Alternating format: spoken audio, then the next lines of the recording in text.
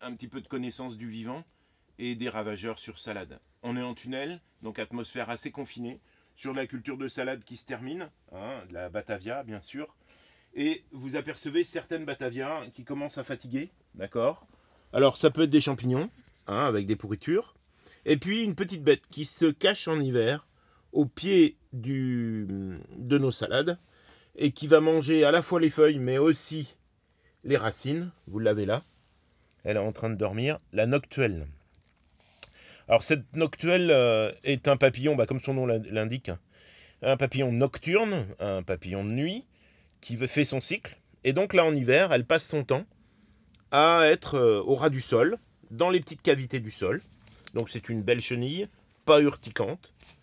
Voilà, alors là elle est un petit peu stressée parce que canotier jardinier l'a réveillée.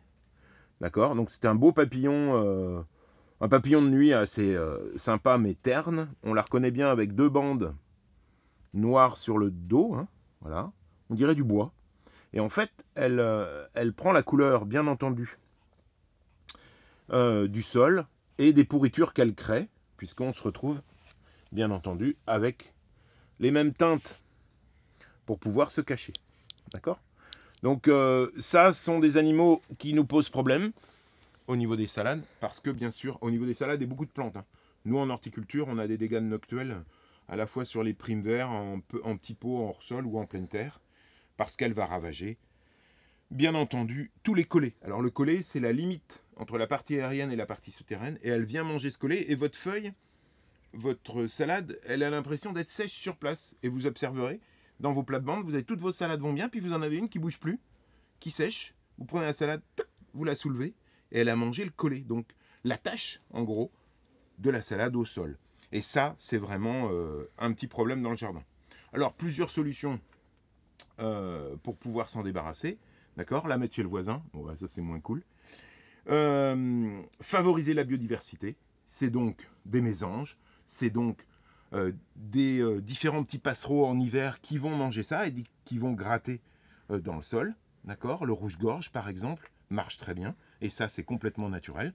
Mais ça marche quand c'est dehors. Là, dans mon tunnel, forcément, ça limite un peu la régulation par les auxiliaires extérieurs. D'accord ?